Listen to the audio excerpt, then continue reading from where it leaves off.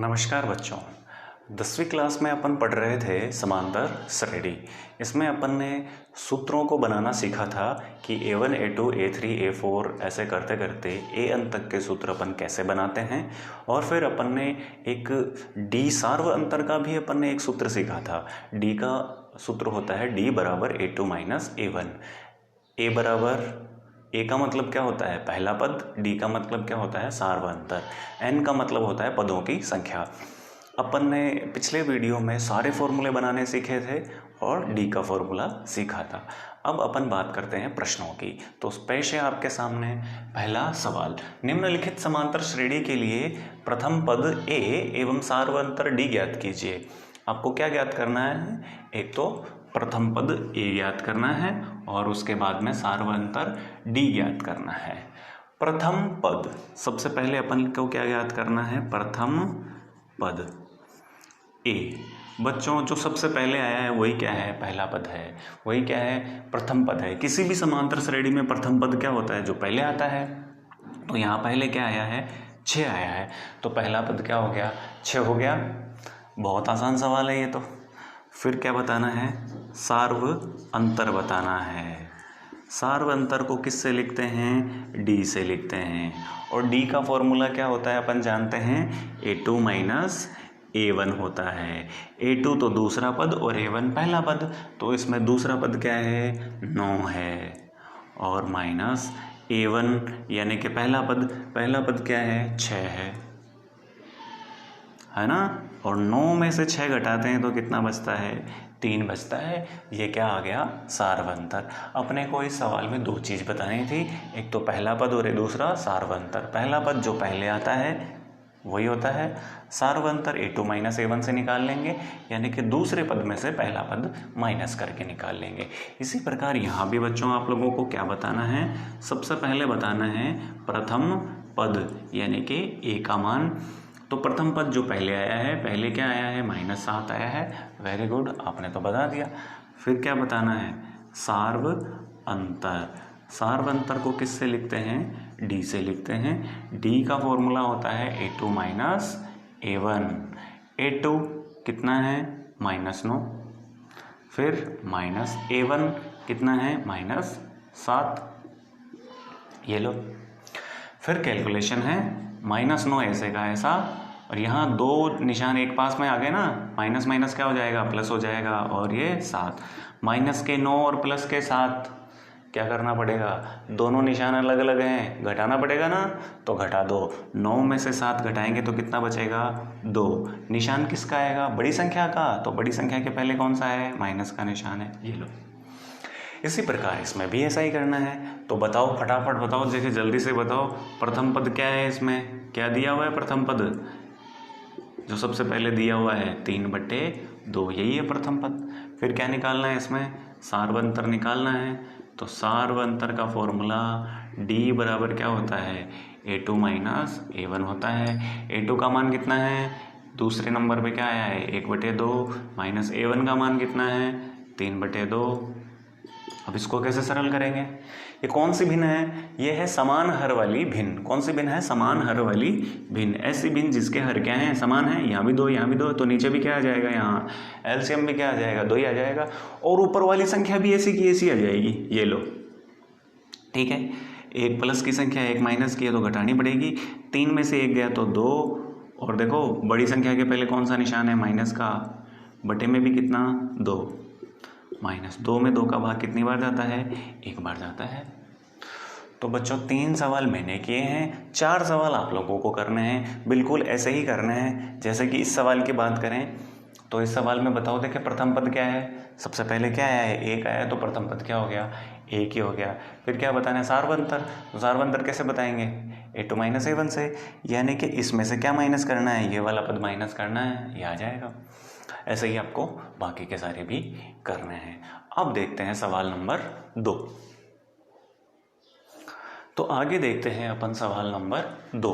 यदि किसी समांतर श्रेणी के लिए प्रथम पद A एवं सार्व अंतर D निम्नानुसार दिया हुआ है तो उस श्रेणी के प्रथम 4 पद लिखिए।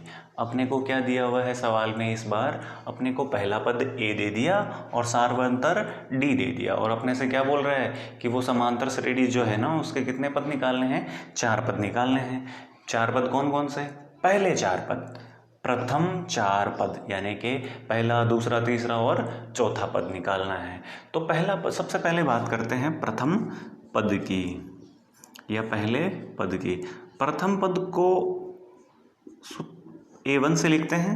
प्रथम पद को किससे लिखते हैं, A1 से, और उसका फॉर्मूला क्या होता है, A होता है। तो क्या यहाँ अपने पास A का मान है, बिल्कुल है। तो अपन क्या लिख देंगे, A1 बराबर कितना, -1। A की जगह क्या लिख देंगे, -1 लिख देंगे। ये क्या आ गया, प्रथम पद आ गया। इसी प्रकार से अपन कौन सा पद निकालेंगे, दूसरा पद निकालेंगे।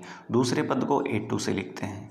दूसरे पद को किससे लिखते हैं, A2 से लिखते हैं। और A2 का फॉर्मूला क्या होता है, A2 का फॉर्मूला होता है A + D। याद किया था ना पहले वीडियो में, अब भूल गए हो तो फिर से देखो वीडियो और उसमें याद करो। A का मान तो कितना है, -1 लिख दिया, प्लस D का मान कितना है, 1/2। तो यहाँ क्या लिख देंगे, 1/2। अब ये कौन सी है, बटे वाली संख्या, तो इसको भी क्या बना देंगे, बटे वाली संख्या। कैसे बनाएंगे, इसके बटे में क्या लगा देंगे, 1 लगा देंगे, बराबर। अब इसको कैसे सरल करें, इसको वैदिक गणित से सरल करेंगे ना, वैदिक मेथड से, तो बहुत आसान है। क्या करना है वैदिक गणित में, नीचे की संख्या को नीचे से गुणा करो, तो 2 एकम 2, फिर तिरछा गुणा कर दो, 2 एकम 2, इसको भी तिरछा गुणा कर दो, 1 एकम 1, है ना आसान। -2 + 1 तो क्या बचेगा, -1 बच जाएगा, और बटे में कितना है, 2। ये कौन सा पद आ गया, दूसरा पद आ गया। इसी प्रकार से अपने को कौन सा पद निकालना है, तीसरा पद भी निकालना है। तो तीसरे पद को किससे लिखते हैं, तीसरे पद को A3 से लिखते हैं। A3 का फॉर्मूला क्या होता है, A + 2D होता है। A3 का फॉर्मूला क्या होता है, A + 2D होता है। A का मान तो कितना है अपने पास, -1, और +2 गुणा D का मान कितना है, 1/2। 2 से कट गया 2, क्या क्या बच गया, यहाँ तो बच गया -1 और यहाँ बच गया 1। माइनस का 1 प्लस का 1 मिलकर के क्या हो जाता है, 0 हो जाता है। 1 में से 1 गया तो 0। चौथा पद, चौथे पद को किससे लिखते हैं, चौथे पद को A4 से लिखते हैं। A4 का फॉर्मूला क्या होता है, A + 3D होता है। A का मान फिर से -1 + 3 गुणा D का मान फिर से 1/2।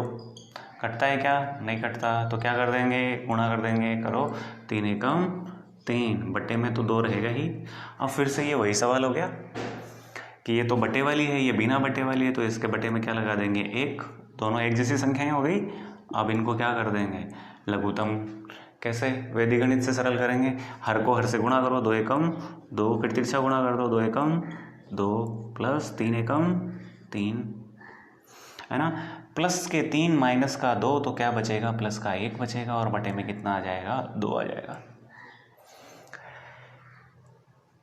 तो अपने को क्या बताने थे, प्रथम 4 पद बताने थे, पहला, दूसरा, तीसरा और चौथा। क्या क्या दिया हुआ था, सिर्फ अपने को A का मान दिया था और D का मान दिया था। क्या क्या दिया था, A का और D का मान दिया था। तो अपन ने क्या निकाल दिए, चारों पद निकाल दिए। इसी प्रकार इस दूसरे सवाल में भी अपने को क्या करना है, चारों पद निकालने हैं। सबसे पहले प्रथम पद, प्रथम पद को A1 से लिखते हैं और इसका फॉर्मूला होता है A1 बराबर, देखो बच्चों A का मान कितना दिया है अपने को, 1/3 दिया है, तो यहाँ क्या लिख देंगे, 1/3, सीधा ही है ये तो। फिर क्या निकालेंगे, दूसरा पद। दूसरे पद का फॉर्मूला क्या होता है, A2 बराबर A + D होता है। तो A का तो मान कितना है, 1/3, प्लस D का मान कितना है, 4/3। क्या करेंगे, वही है, समान हर वाली भिन्न है। ऐसी भिन्न जिनके हर क्या हैं, समान है। यहाँ भी 3 है, यहाँ भी 3 है, तो इनका लघुत्तम भी कितना आ जाएगा, 3 ही आ जाएगा। और ऊपर वाली संख्या ऐसी की ऐसी ही आ जाएगी। तो 1 और 4 कितने हो गए, 5 हो गए, बटे में कितना, 3, है ना। दिख नहीं रहा होगा आप लोगों को मेरे हिसाब से, तो मैं इसको यहाँ लिख देता हूँ, 5/3। शायद अब दिख रहा हो, दिख रहा है क्या, हाँ दिख तो रहा है। फिर अपन कौन सा लिखेंगे, तीसरा पद लिखेंगे। तीसरे पद को क्या बोलते हैं भाई, बताओ देखें। तीसरे पद को बोलते हैं A3, और A3 का फॉर्मूला A+2D। तीसरे पद का फॉर्मूला A3 बराबर A+2D। तो A का तो मान वही है 1/3 प्लस 2 गुणा D का मान 4/3। देखो कटता है क्या, नहीं कटता, तो क्या करेंगे, गुणा करेंगे भाई। तो 1/3 प्लस गुणा करो 4 दूनी 8/3। ये तो फिर से वही बात हो गई।